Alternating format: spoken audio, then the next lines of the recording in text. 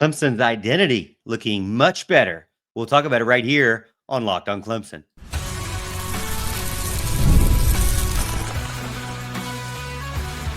You are Locked on Clemson, your daily podcast on the Clemson Tigers. Part of the Locked on Podcast Network, your team every day. What's up, Tiger fans? Morgan Thomas here, Clemson fan, Clemson grad, host and producer of Locked on Clemson, part-time host and producer over on 105.5 FM The Roar. Thank you so much for making Locked on Clemson your first listen of the day. We're part of the Locked on Podcast Network, your team every day. And a big salute out there to my everydayers for tuning in yet again. As you know how we do it here, Monday through Friday, exclusive Clemson content right here for you. So why don't you join us? Hit that like and subscribe button. Today's episode is brought to you by Game Time. Download the Game Time app, create an account, use code LOCKEDONCollege for $20 off your first purchase. The big takeaway from the Clemson game against Boston College is one, that Clemson is stacking up wins. They're getting into a better rhythm. They're being more physical. They're showing some signs of confidence and balance across the board. A lot of it, revolves around the offense improving because that's kind of what's been faltering as much. But the defense also statistically has been improving as well. And so as a Clemson fan, this is the best rebound that you could expect after a bye week and the beginning of the season being so lackluster. Clemson got a 41-10 win over Boston College. And to me, the biggest takeaway is that they are showing signs of an identity of that they know what they want to do with the football, both on the defense and on the offensive side of the ball. The defense really wants to be aggressive and try to get pressure, which they have been doing, but also force some turnovers where they kind of started out strong and got a little bit dried up on that, but have come back and are starting to see a few more turnovers now. So Clemson wants to be that opportunistic, aggressive defense, and they are doing so, and it's helped with Tom Allen being on the sidelines. The players are responding to that and saying that they're loving it so far, and it's really been helping them out and helping the team stay accountable. And also the players are saying that it took away that game of telephone where, they didn't fully understand or know what Tom Allen wanted in different situations. And so things weren't working out the way that they had expected in fall camp. Now they've reset and the defense is progressively getting better, broken up into the top 50 of all defenses. I think they're like 38th overall. And then the offense also has broken up into the top 50 rankings as well. Much better than the start of the season where they were kind of teetering around, the 90s and the 100s mark. You don't want that. That is for sure. The biggest thing for me is that Clemson is shining with many different weapons. You're seeing some success with Bryant Wesco. I think he's really your superstar wide receiver, but you can't really take away, if you're going to brag on him, you can't really take away much from Antonio Williams being back and being healthy. It seems like every time he gets the ball, he is being successful out there. Clemson also starting to get tight ends involved a little bit more. We saw some looks to Olsen Pat Henry specifically, Christian Bentaker as well. And then, Adam Randall is still in there running the ball and even catching the ball out of the backfield. And it seems as if Clemson has gotten extremely confident in the short yardage situation using, of all people, Peter Woods and what we're lovingly calling the fridge formation. And Peter Woods scored a touchdown against Boston College, has converted fourth down against Boston College, and did so also against the Tar Heels. So it seems as if that is a staple as well. Can't really ignore special teams. Nolan Hoosier kicked a really long field goal in the game that helped get points on the board. Anytime you can do that, that's successful. So Clemson overall, the rhythm, the physicality up front from the offensive line, you like what you see. And you like that, as I mentioned yesterday, that there's a fast start, 34-10 at halftime, scored in 5 of its first 6 drives. Pretty balanced as well.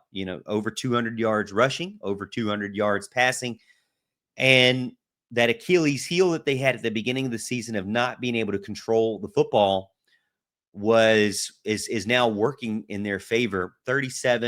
Over 37 minutes of time of possession against Boston College. The message is clear, is that Clemson can impose their will, and they don't have to do it with just trick plays or, gimmicky stuff. They are doing so with physical play up front. And you saw a lot of that with the offensive line as well. I liked what I saw with them getting out open in space, in screen plays. I liked their success in pushing the ball forward in the run plays, like Cade Klubnik and his rushing touchdown was some pretty good power there from the offensive lineman. So Clemson overall is doing the right things each week, and really it all boils down to stacking those wins. And I'll give it to you again that I know you're going to tell me in the comments that these are just two bad teams. But you'd rather have wins, right? And you'd rather have wins that cover the spread against those bad teams. Now, my question back to you is, what about this team this weekend against SMU? Are they going to be a team that is good or bad? Are they good or bad right now? That is my question to you. They're 4-2 overall. Are they good and bad or bad overall right now? They should technically be, I would say, considered a good team, but I could totally see where you would say Clemson beats them and you say, oh, well, they're not a good team either. I would say be careful with where you go down that path, because while you can still be frustrated with this season, there are definitely some positives that you can take from the wins that Clemson is stacking up so far. There are different players that you're seeing kind of shine some in different areas. You're still going to have Bryant Wesco with you in 2026. And the fact that he's doing so well is a good thing. You're still going to have Braden Jacobs with you in 2026. And the fact that he's out there and physically imposing himself, even though he's so young, is a good sign. You're still going to have Christian Bentancur and TJ Moore as well. So you have weapons that you can continue to use in 2026, and maybe even more of those guys. I know that there are a few guys that we know that we're losing, like Adam Randall and Cade Klubnik. And there are a few guys on the offensive line that you know that you're losing. But for the most part, Clemson is going to have a lot of weapons carry over into next season. And the same thing goes for the defense. There are some guys that you like what you see that are kind of shining through. Steph Island Green, you're going to have him next year. You're going to have Jaheim Lawson again next year. You're going to have Will Helt again, maybe next year. It just depends with what happens with him. But you're gonna say that there are some good spots that they can continue to build on. You're going to have probably Ronan Hannafin, right, as well. I don't know this team doesn't have many seniors, but they will be losing a little bit more, I guess, than last season. But this team has some guys that you can continue to build around and that make you excited about this season and next season. Really, this season, as Dabo mentioned today, is all about playoff football. You're thinking, well, Morgan, they're not going to be in the playoffs. And I get it. They're not going to be in the playoffs. Dabo's not saying that they're going to be in the playoffs by any means. But what Dabo is saying is that you have to treat it like it's a win or go home scenario every single week. Unfortunately, Clemson is in that kind of situation. And what we've seen with college football as a whole is that there are other teams that actually can lose. And if Clemson keeps stacking wins, the odds are actually in their favor that there'll be other teams that kind of fall down. Maybe Miami is not one of those teams, but there'll be other teams that kind of fall down and help them move up the rankings. Maybe they squeak through. It'd be very difficult. But, Clemson still has a lot of opportunity ahead to continue to win games and to make something out of nothing from this season. All right, hey, we're going to go to segment 2 here on Locked On Clemson. We're going to talk about Cade Klubnik's grade, what I'm seeing so far in the film that I'm watching from the BC game for the quarterback for the Tigers right here on Locked On Clemson. The holidays are going to be here before you know it, which is exciting, but getting your home ready for guests and celebrations can feel like a lot. Maybe your serveware needs a refresh, or the guest room could use some new bedding. Wayfair has everything you need to get your home holiday ready. From Christmas trees to wreaths to beddings to cookware to outdoor inflatables, it's your one stop shop for every room in the house. Wayfair makes it easy to personalize your home for the holidays with a huge selection for every style and budget. And with free, easy delivery, even on the big stuff, you can get everything you need without the hassle of huge delivery fees. And speaking of that guest room, you're going to have guests over and you want it to look like it's ready for the holidays. And that's what my family's doing right now, is making sure that our rooms that we'll be having our family over look ready for the holidays and inviting and cozy. And you can do so with Wayfair. Get organized, get refreshed, and get ready for the holidays for way less. Head over to wayfair.com right now and shop all things home. That's WAYFAIR.com. Wayfair, every style, every home. This episode is also brought to you by FanDuel.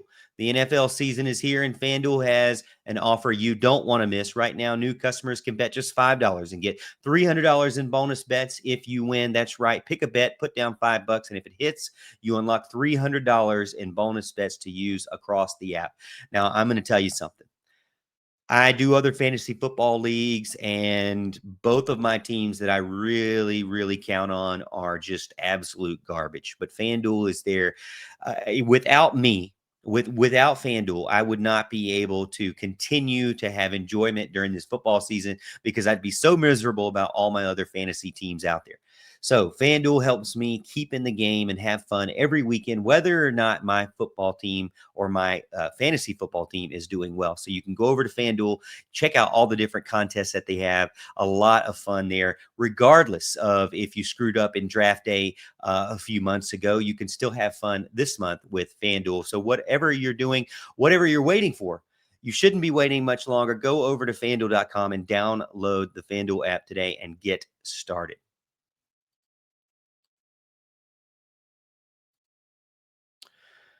Cade Klubnik's great. I went back and watched a couple of the highlights from the BC game. I went back and watched the first half of the BC game, full replay there.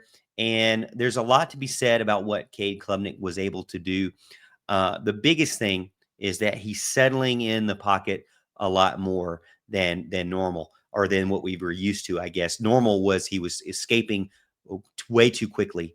But what we're seeing is he's sitting in the pocket much more. He's stepping up in the pocket a little bit more in the Boston College game. Really only took, I believe, one sack, and that was more of a scramble sack. He kind of dropped back and rushed himself once in the first half, and a throw off of his back foot to Olsen Pat Henry that was incomplete. But for the most part, he sat in the pocket, settled his feet in, and scan the field. Now, when I say scan the field, one thing I will say about Cade is that while his QBR is great for the past 2 weeks, he's still very limited on what he's looking at. I don't believe that he is making full field reads at all. So if you're an NFL scout, to me, as an NFL scout, that's my biggest concern for Cade. It's not his arm, it's not his talent, not his legs, not his mobility, not even his leadership ability, but it really goes down to what is he seeing out on the field, and what are the offensive coordinators able to actually call based on what he can manage looking downfield. So for me, you have to go by the fact that getting these 2 wins and having a good completion rate and being able to move the ball down the field, not having a ton of turnovers. I give Cade an A in both of these games. Boston College, I give him an A, and the Tar Heels, I give him an A. When you start to get nitpicky, which is what I typically do, and when I analyze the games, you can still see some of the flaws that are there. When it comes to reading the field, he's more of a half the field type of quarterback read. So he's not looking at the full entire field. He's usually going to drop back and look to one side or the other. And you could say sometimes he's locking in on players, but I do believe that the offensive coordinator and Garrett Riley is planning it in such a way to where he is able to make at least 2 reads in one side of the field, whether it be 1 read in a check down or 2 reads in a check down.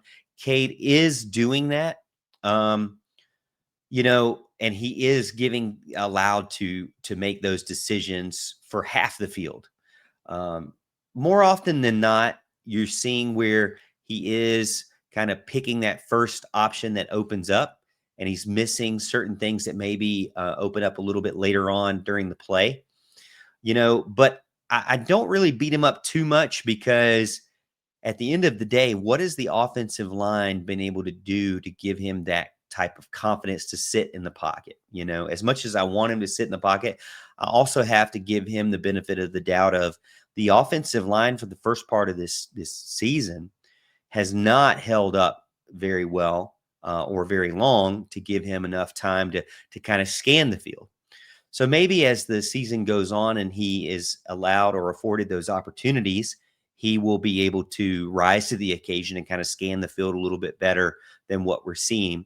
But what he is being asked to do and what he is executing on is actually working very well for the team and allowing the team to move the ball down the field. I think he strung together like 12 different receptions in a row at one point. So being able to complete 12 balls in a row is a huge step forward and more progress. And the offensive line, as I mentioned, is holding up a little bit better. I still have a lot of concerns with the offensive line. If you were to ask me right now, how many offensive linemen do they need to get in the portal? I think they need to get 2 offensive linemen that are legit contenders to be starters for this team. I don't have much faith in continued development through exclusively using the transfer portal. To me, Clemson is at a point where that is not a recipe for success. They've typically not had as good of offensive lines as some of the other elite teams. And so in order to maybe play a little bit of catch up, to me, I think they need to get 2 offensive linemen this portal class or portal cycle in order to kind of keep up and refresh what we've been seeing. There are a few guys on the field that are doing well, like Braden Jacobs, but then there are a few guys where you're like, this is like their 3rd year, and I'm not really seeing what I want to see. I'm seeing a lot of missed blocks, seeing a lot of confusion, lack of push. Now, going back to confusion, the Boston College game seemed to be, and the Tar Heel game have seemed to kind of do much better to avoid that, avoid having your offensive line look like lost at all. I think Clemson has improved there week over week so far. So all of that to be said, that those things should be helping Cade Klubnik be more confident in the pocket and help Cade Klubnik's grade overall. If he can sit back and kind of pick apart a defense, then he really does have a healthy amount of weapons that should be getting open 1 or 2 or maybe even 3 guys at any given moment during a game or during a play. Because Cade has weapons. I mean, when you look at it, he has a couple of tight ends that he likes. He has a running back that he should like. He has a handful of wide receivers that he should like at this point, that you have confidence in. So Cade does have the weapons around him to be successful moving forward. And again, kind of going back to that big problem of, he's getting better, but the competition's gotten worse. I will say that I'm going back to my original question. Is SMU going to be that team where you will give them some credit? Hopefully so. And I do believe that SMU will be that team that gives them a little bit more of a problem because they have some weapons and they have a game plan that I believe could hurt Clemson if Clemson doesn't start out strong and aggressive like they have been doing. Dabo mentioned today that they really have to kind of prove that they can win at home again. And that's kind of the concern too, is that the games at home have been right now on the list of things, some of their worst games. These 2 road games have been 2 of their best games. Again, obviously weaker opponents, but two of their best games this season. So Clemson's got to get back to having confidence at home and being dominant in Death Valley, because that's what great teams do. And really, every team should have more confidence at home than away. That would be a huge problem, especially with the fan base that Clemson has that basically turns away games into home games. I mean, when you look back at the Tar Heel game and the Boston College game, there were thousands of Clemson fans that arrived at both games. Clemson fans do travel.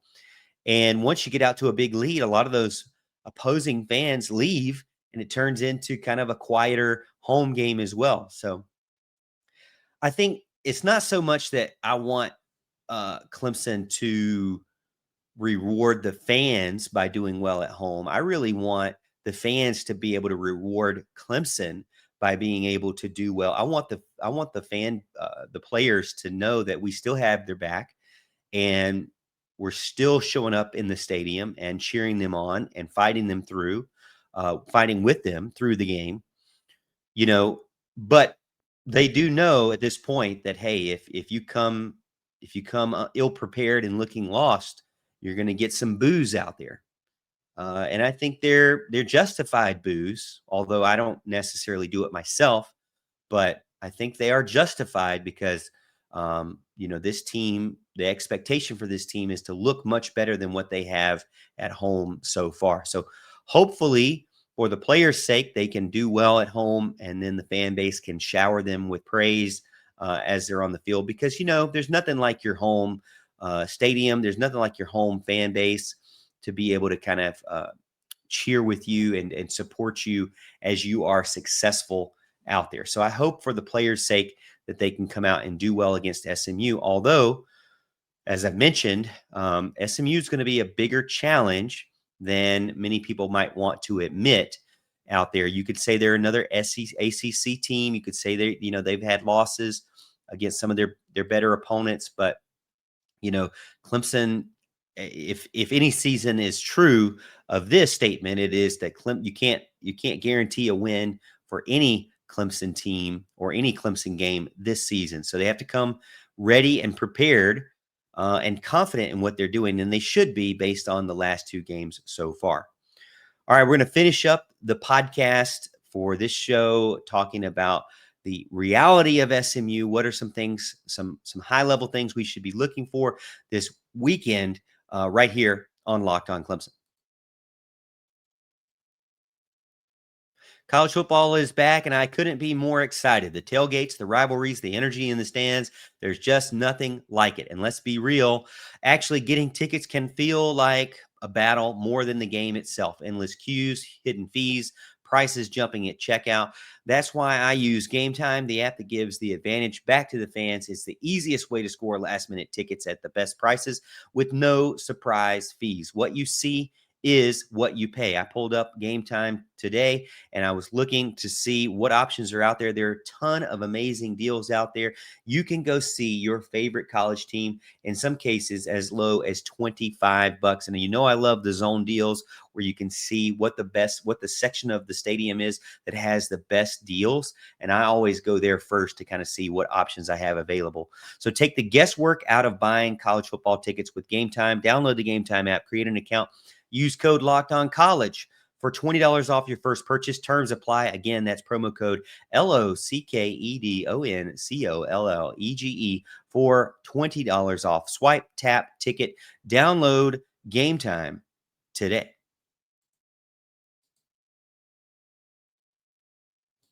All right, finishing up now the podcast with segment number 3. Thank you so much for the everydayers for sticking with me. And if you're not an everydayer, hey, why not? Go ahead and hit that like and subscribe button and join us every single episode, every single week. Clemson's strength meets SMU's precision. Tempo and talent are going to be facing off together this weekend. Kevin Jennings is still the quarterback at SMU, completing 77% of his passes. And this is going to be a strong challenge for Clemson because he could be one of the better quarterbacks that the Tigers have faced this season. And so being able to pressure him, get him out of his comfort zone is going to be one of those things that the Tigers have to focus on again this week. And, they haven't been the best when you get into better competition. And SMU is 4-2, and their last 2 wins so far are over Syracuse and Stanford. Now, Syracuse didn't have Steve Angeli, so it's not the same Syracuse. And they forced 3 interceptions for on that game against Syracuse. So it wasn't exactly the same. So you can't have that transitive property of wins and losses there. But at the end of the day, this is a better team than what Clemson has faced the past 2 weeks. Jennings, 51 of 65 for the past 2 games, 532 yards, 6 touchdowns, 1 interception. And when you look at this team, you know that they're heavy RPO, that they do a lot of play action off of a lot of quick motion, and they do a lot of quick reads. So that's going to make it very difficult for Clemson to get into the backfield quickly enough because of those quick throws and the quick tempo and just the high percentage completion passes that they're going to ask of Kevin Jennings. So Clemson's needs to try to get pressure as much as they can. The defensive line and their ability to rotate, I think, is going to be a positive for Clemson. As this season has gone on, Clemson has continued to rotate their defensive line. And really, if you look at all of the position groups, the defensive line, I would say, has been the most rotated position group of all. So they are building some experience and some depth and rotation there on the line. And you still want your best of the best out there, right? For the most part, Will Heldt, Steph Green, or DeMonte Capehart and Peter Woods and TJ Parker. But you got to like a little bit of the success that you're seeing with Jaheim Lawson. He's able to line up in multiple different positions, standing up on the outside in the 3-point stance more towards the inside, or even, we've seen him kind of spell as a defensive tackle just to add in some versatility on the inside and some speed to get around some interior linemen. So I like what Clemson is doing with trying to move around some of their matchups and also keep the rotations pretty fresh on that defensive line. It seems to have been working so far against the Tar Heels and against Boston College. So I look for Clemson to continue doing that as well for this game coming up. You don't want to let SMU pick you apart. I feel as if there is a lot of the same concerns when it comes to letting them settle in on what the game plan they want to do. Same concerns that you had with Georgia Tech, same concerns that you had with Syracuse, is if you let them sit around and just run their plays, then they're going to pick you apart. And another thing that I mentioned earlier was the time of possession game. For Syracuse and for Georgia Tech, those two teams, and even for LSU, those teams all seem to have a game plan of controlling the time of possession. SMU is different in the fact that they don't really need to do that at all. They play extremely fast. They like to score very quick. And so Clemson's going to need to survive the first haymaker, if you will, or that first punch from SMU, because they're built on heavy timing and quick tempo, up speed tempo. And so SMU wins games and does not win the time of possession. So how do you do that? Well, the one thing you got to try to do is keep them off schedule, make them throw under pressure, make them try to struggle to get their rhythm, and don't give them easy convertible options. The more you can try to force them into long situations, it will help the team overall. And again, survive that first hit, and then you'll be able to kind of keep them off of their rhythm. Can Clemson hang with SMU if they get behind? Well, this will be one of those games where I would say you're kind of going back to that concern that we had against the other teams, is that if they do get behind quick, how will Cade Klubnik and the offense respond? How will they be able to come back if that is the case? And it could very well be the case.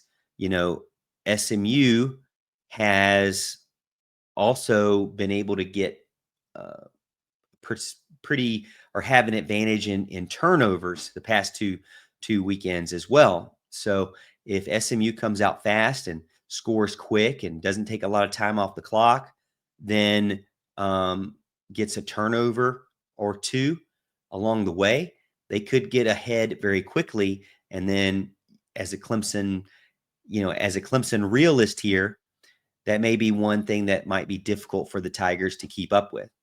So what has worked and what you've been doing and starting out strong the past two weekends, they need to continue against SMU. And then I'll say this before we go. Dabo mentioned the defensive ends for SMU. I am concerned about them because while we've seen improvement and success from the offensive line and more aggression and more physicality from that offensive line up front, SMU's defensive ends are going to give them a lot of pressure and concerns. So I'm curious to see how Tristan Lee, Braden Jacobs, and Blake Miller can hang with a team that has two pretty legit defensive ends. And on the offensive side of the ball, they have a lot of weapons. So Clemson's going to have to be very careful and not get behind early on in the game and really kind of show that they can control a game, even if it's at their home stadium. Seems to be a struggle this year so far. But hey, thank you so much. That's it for this episode. We'll see you tomorrow as we continue to discuss the Clemson SMU matchup and Clemson Boston College final thoughts and recap as well. But thank you so much for making Locked On Clemson your first listen of the day. For your second listen, check out Locked On ACC. Kenton Gibbs and Alex Dono break down the most interesting conference in college sports, from the rivalries to the championships to every game in between. Find Locked On ACC on YouTube or wherever you listen to podcasts. And as always, Tiger fans, we'll see you tomorrow, and we'll see you at the top of the hill.